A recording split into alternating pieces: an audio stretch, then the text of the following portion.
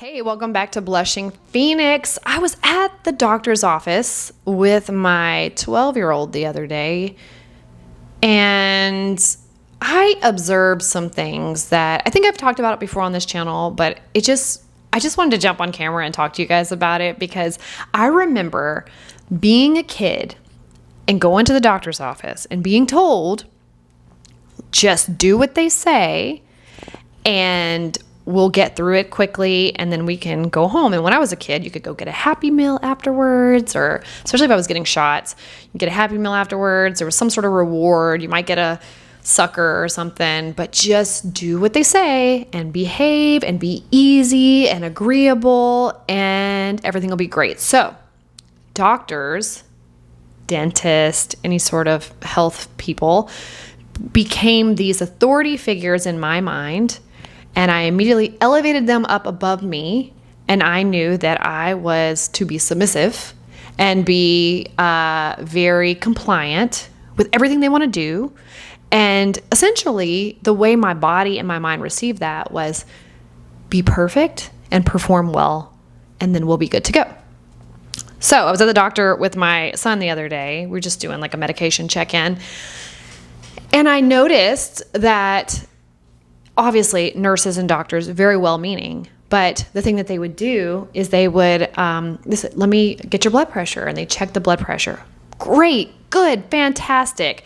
I noticed when they were taking his weight and his height, hey, stand up here, be still, awesome, great, buddy, and then move over to his height, perfect, look at you.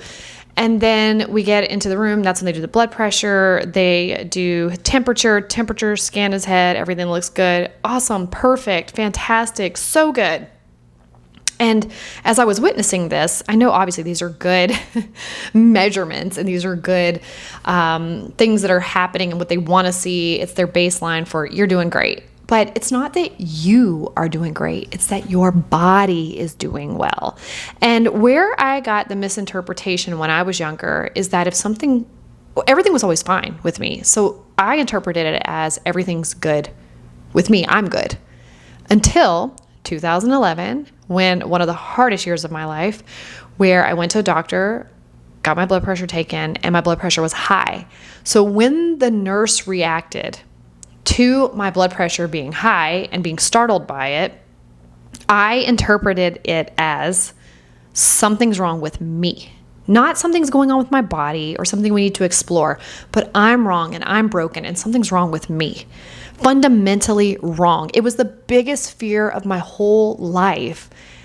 And I had performed up to that point to never be seen for really all that I actually was. And my own interpretation of who I was, for whatever reason, I didn't even realize until I got years past all of that stuff and started flushing and blushing. And so I started having erythrophobia, which is the fear of turning red, and talking on Blushing Phoenix specifically about those issues.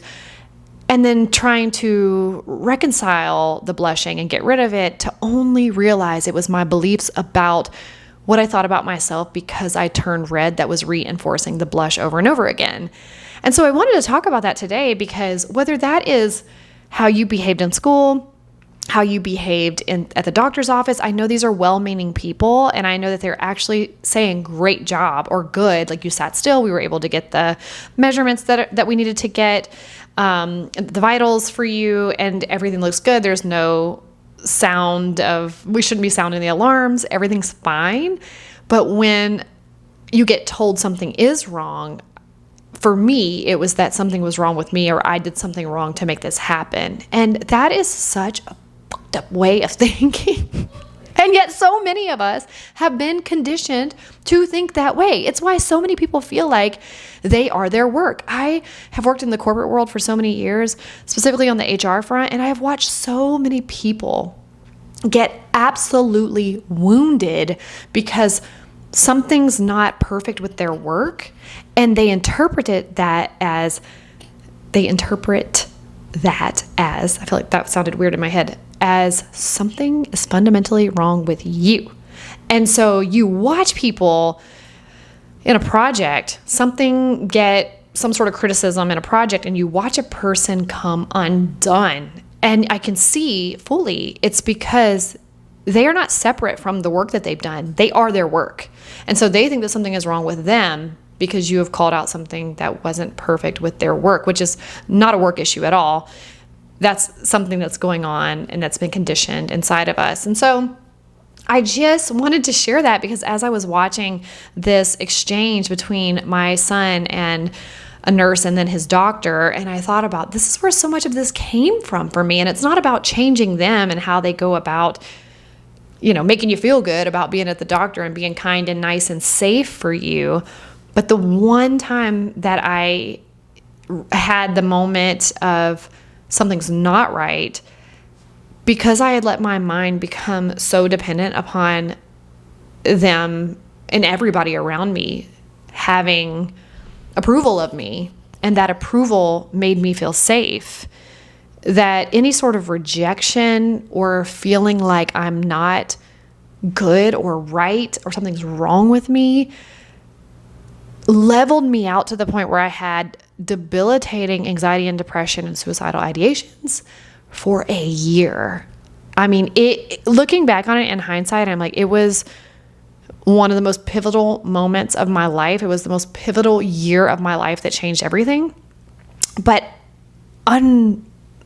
unraveling, why would something like that throw me off? It was a simple blood pressure check. And truly it's because I was on cold medicine. And she didn't speak to the fact that cold medicine elevated your blood pressure and maybe get off the cold medicine. It spiraled me out, and it took away a year of my life in complete depression and anxiety and thinking about not sticking around. So if you are struggling with any sort of, my work has not been good enough, my health has not been good, I turn red and that means I'm not good enough and people don't want me and it shows that I'm weak, and it's like, I just want to challenge you to think about what you're thinking about. I want to challenge you to be kind to yourself and curious and wonder, where did that come from? Why? Who told me that? Who told me that I had to be perfect in these areas? And if I told myself that, why did I tell myself that? What did I feel like I was gaining when I told myself that? How did it make me feel? And take yourself back through that thread of where it started. There's this thing that I do with myself where I'll say, if I have a moment of self-reflection or just self-awareness and I'm like, why am I doing that? Why did I react that way? Why did I get triggered by that? Why do I feel this way? Ooh, I feel some shame. Where is shame coming from? I don't feel shame a lot in my life. I just travel it back with curiosity and think, talk to me. Why are we doing that? Why would we react that way and feel that way? And it often takes me back to 8-year-old April, who in some form or fashion, that made her feel safe. And I have to remind 8-year-old April, thank you. Thank you for finding a way. Thank you for making a way. But this is 40-year-old you. And she don't need that no more. So I appreciate you protecting me and looking out for me, but you're free to go now. You're free to let that go. 40-year-old April does not need that anymore. And I'm so grateful for you. And I'm so grateful that you have protected us. But we're good now. We're fine. And just let it go. And that seems to be working for me. So if this resonates with you and it helps you out, then I hope that you consider just some of that self-reflection.